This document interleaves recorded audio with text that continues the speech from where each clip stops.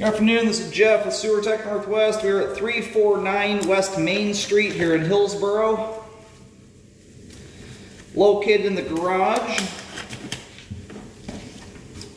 We are right next to, and the line looks like it's going out the back of the house out to the kind of the rear parking lot area.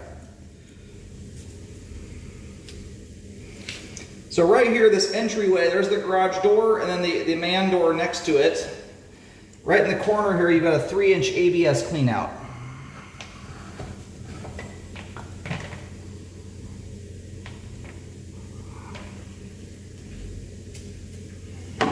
We're going to check the overall condition, serviceability of the sanitary sewer line.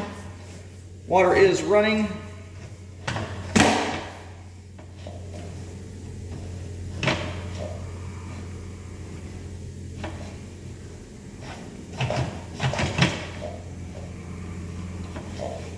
You know, I'm going to have to probably use the outside clean out access. This thing makes quite a wild set of turns here.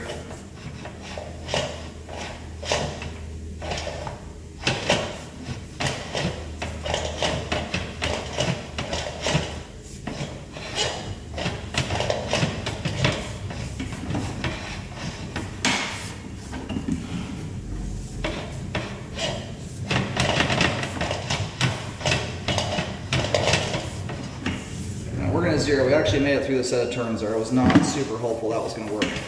Anyway, checking the overall condition, serviceability of the sanitary sewer line. Water is running. We're going to catch up to that here in a second. Looks like what we're doing, if you're facing this house from the street, oh geez, this has another set of drops here. Now this is wild. A very, very convoluted configuration here. The line crosses from this side of the garage over to the other one. There's another line that drops down there. And then on the outside of the house, that right there is the outside cleanout we're going underneath right now. The reason I avoided using that, and I am mind blown, the amount of turns that are in this thing is insane. Yeah, it's more so an issue for me with the camera than it is for the functionality, but that is an immense amount of turns there. There's a clean out outside in the concrete. It just looked like one that was going to give me a little bit of trouble getting it open. With the concrete, it kind of shrunk around it.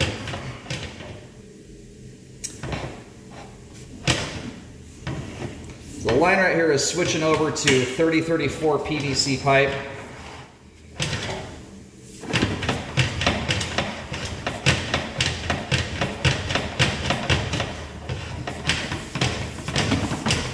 Got somewhat of an offset pipe joint there.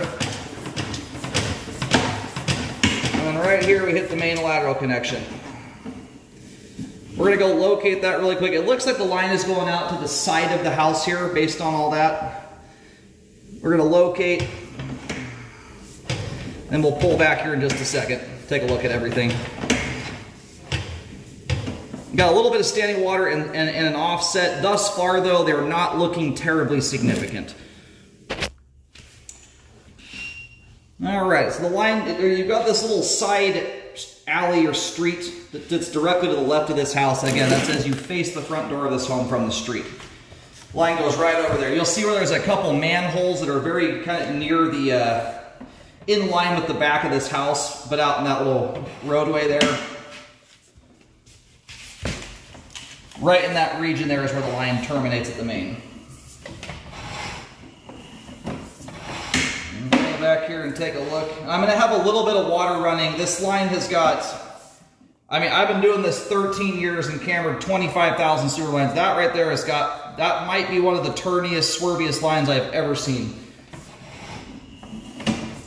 Part of it's just the configuration you've got here. Lines at very different levels that are kind of meeting up with each other. So the offset here, and even with all the turns and everything, I hopped over that thing with almost no problem whatsoever. And the offset in reality is very minor. When I pull the camera back like this, it looks kind of significant. It's because my camera's in a downward position right now. When you level the camera head off here and flatten it out, the offset's only about 1/4 of an inch. So that's not the kind of offset there that that's very concerning at all. It's a very small lip. Realistically, I don't see a lot in the way of debris hanging up on a consistent basis or getting, you know, even near the realm of causing blockages until you've got an inch or more of offset. And you've got about, maybe a foot or so of standing water that precedes that. So from here at about 18 feet to 19 feet, granted, I have a little bit of water going to the line. My camera right now is upside down, but if you put bottom left-hand corner of the screen, I can still see daylight there. If I were to turn the water off, you've got a belly there for 1 foot that's only holding between about 1/2 of an inch and 3/4 of an inch of standing water. Just very minor. As it relates to bellies, I don't generally recommend repairs on bellies or even consider it until there's at least a 5-foot section of pipe with at least 1 inch of standing water in it. And even at that point, it's still almost entirely up to the homeowner as to whether a problem ever happens. And by that I mean how it's being treated. If you're flushing wipes and paper towels and things like that down the line, that's the kind of stuff that gets a 5-foot belly with 1 inch of water in it getting to the point of causing problems, let alone one that's only 1 foot long. So there is a reasonable amount of grease buildup in the line right here. The reason I am not going to end up, well, let's see here how thick this is. Yeah, that was about the worst spot. My camera has now carved a pathway through it, and it's a conjunction of grease and toilet paper products. When I go upstairs here, I'm going to flush all the toilets to help bust all that junk loose. Now that my camera has carved a pathway through it and broke it up into chunks, most of that will flush free with very little issue with just natural water flow now. If it had remained in a continuous hardened up layer in the flow line, that's a different story. I'd recommend cleaning on it. That's what it tells you. It's purely grease alone. What you have here is a combination of grease and toilet paper products, and that's actually ideal for this scenario. The grease gets impregnated into the toilet paper, and then as you go through there, you can break all that stuff up into pieces. And it breaks loose quite easily at that point. So once you've carved a pathway through it, it does anyway. Anyhow, we are all finished up here. We have good flow all the way to the main lateral connection. The combination there of the little belly and the offset joint are too minor, in my opinion, to require repairs. It's one of those spots where, I mean, theoretically, you could potentially develop a blockage there, but with how minor those issues are, it would have far more to do with what went down the sewer line than the sewer line itself. You would have to help this thing along quite a bit. You know, if you're putting paper towels, wipes, flushable wipes are slightly less terrible than paper towels are, by the way. Don't put those things in your line.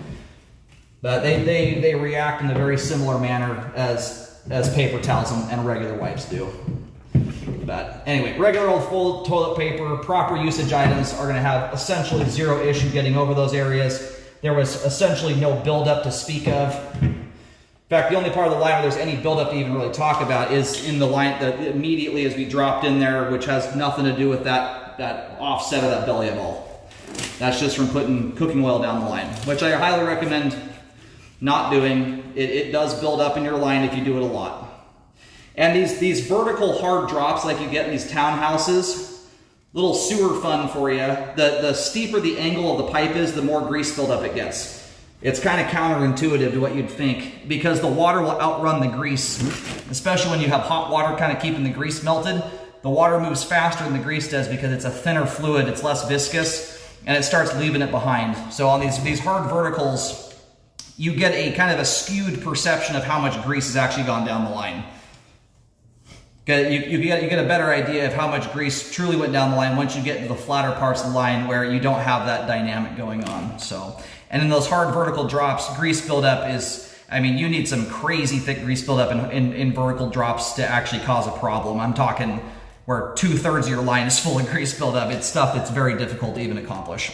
So anyway, good looking sewer line there, a couple little minor blemishes, nothing significant, nothing that's gonna cause a flow problem, not without a homeowner doing a great deal to get it there. Sewer line's all intact and it is functioning properly at this time.